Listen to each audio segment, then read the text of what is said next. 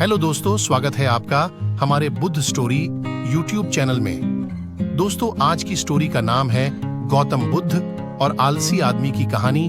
चलिए शुरू करते हैं। गौतम बुद्ध अपने ध्यान में बैठे थे कि वहां पर एक आदमी आया। ये आदमी अपने आलसीपन से बहुत ज्यादा परेशान था। आलसी आदमी गौतम बुद्ध से बोला, महात्मा जी मेरी मदद कीजिए, मैं अपने आलस्य से बहुत ज्यादा परेशान हूँ।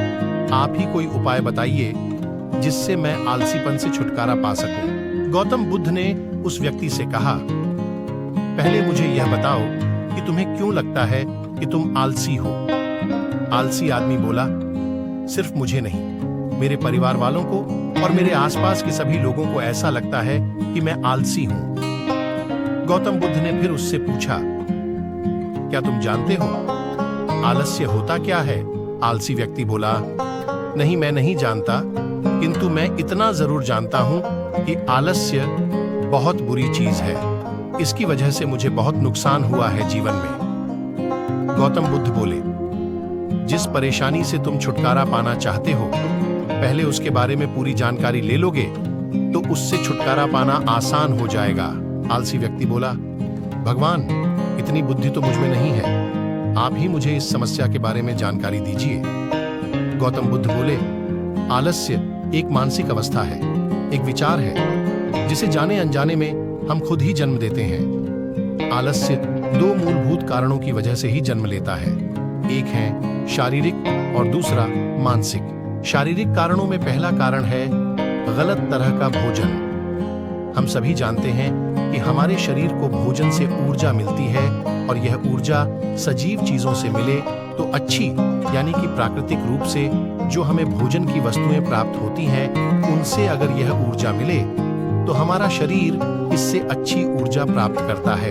इससे उलट यदि हम निर्जीव वस्तुओं से ऊर्जा प्राप्त करते हैं तो यह हमें आलस्य की ओर लेकर जाती है। दूसरा कारण, हमारी शारीरिक गतिविधियां भी हमें आलस्य के चंगुल में फंसा सकती है। गौतम बुद्ध ने आलसी व्यक्ति को अपने शिष्यों की तरफ इशारा करते हुए कहा कि देखो, इनके चलने फिरने बैठने के तरीकों में तुम्हें कुछ अलग नजर आ रहा है। जब आलसी व्यक्ति कुछ समझ नहीं पाया तब गौतम बुद्ध ने उससे कहा, मेरे शिष्य जब भी बैठते हैं तो वे रीढ़ की हड्डी को एकदम सीधा रखते हुए बैठते हैं। चलते हैं तो उनके दोनों पैरों के बीच अच्छे से संतुलन बना रहता है और जब वह सोते हैं तो उनका शरीर एकदम शिथिल रहता है। ऐसा करने से उन्हें रात्रि में एकदम सही तरीके से नींद आती है। आलसी व्यक्ति बोला, लेकिन नींद तो आलस्य का एक स्वरूप है। बुद्ध बोले, हाँ, अगर उसे ज्यादा मात्रा में लिया जाए तो। बुद्ध ने इस बात को आगे बढ़ाते हुए कहा, नींद कम मात्रा में लोगे तो तुम्हें अगले दिन थकान महसूस होगी और ऐसा करने से ज्यादा आलस्य शरीर में आएगा। नींद ज्यादा लोगे तब भी यही परिणाम होगा।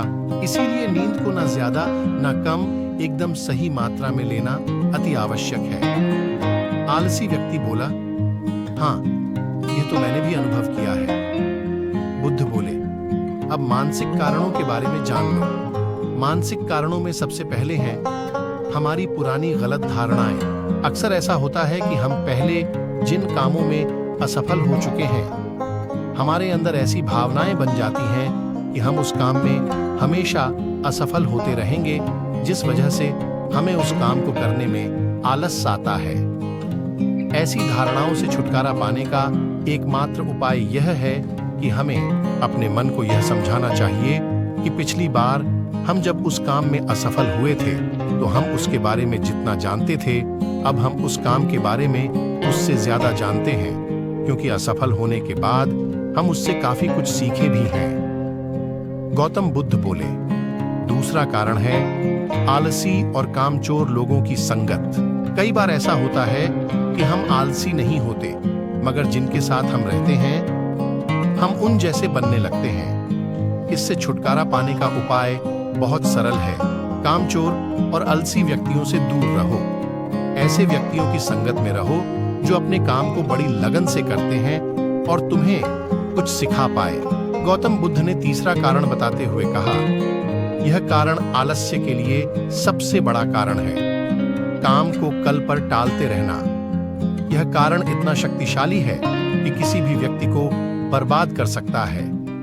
इससे बचने का सबसे आसान उपाय यह है कि जो काम जितनी जल्दी संभव हो उतनी जल्दी कर दिया जाए। गौतम बुद्ध ने आलसी व्यक्ति से एक सवाल पूछा। मान लो तुम किसी रेगिस्तान में फंस गए हो और तुम्हें प्यास लगी है, तो तुम क्या करोगे? आलसी व्यक्ति बोला, मैं जल्दी ही रेगिस्तान के आसपास कोई गांव की तलाश करूंगा या ऐसी जगह की तलाश करूंगा जहां पर मुझे पानी मिल सके। गौतम बुद्ध बोले, अगर तुम्हें काफी देर ढूंढने पर भी पानी ना मिले तब तुम क्या करोगे? आलसी व्यक्ति बोला, मैं तब भी अपनी तलाश जारी रखूंगा, क्योंकि ऐसी परिस्थिति में मेरे पास कोई और दूसरा विकल्प तो होगा ही नहीं। गौतम बुद्ध बोले, बिल्कुल सही। और यही है मानसिक स्तर पर आलस्य का चौथा कारण, किसी भी निश्चित लक्ष्य का ना होना।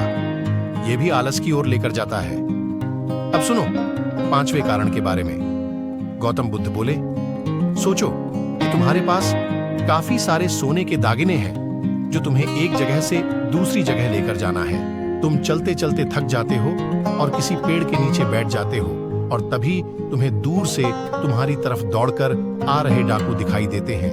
तो क्या तब भी तुम आलस करके वहीं बैठे रहोगे या ऐसी परिस्थिति में तुम वहां से उठकर दौड़ने लगोगे? आलसी व्यक्ति बोला, जी, मुझे वहां से दौड़ना ही पड़ेगा, नहीं तो मेरी जान और सोने के दागीने दोनों खतरे में पड़ जाएंगे। बुद्ध बोले, यानी कि तुम्हारे पास एक ठोस वजह होगी दौड़ने के लिए।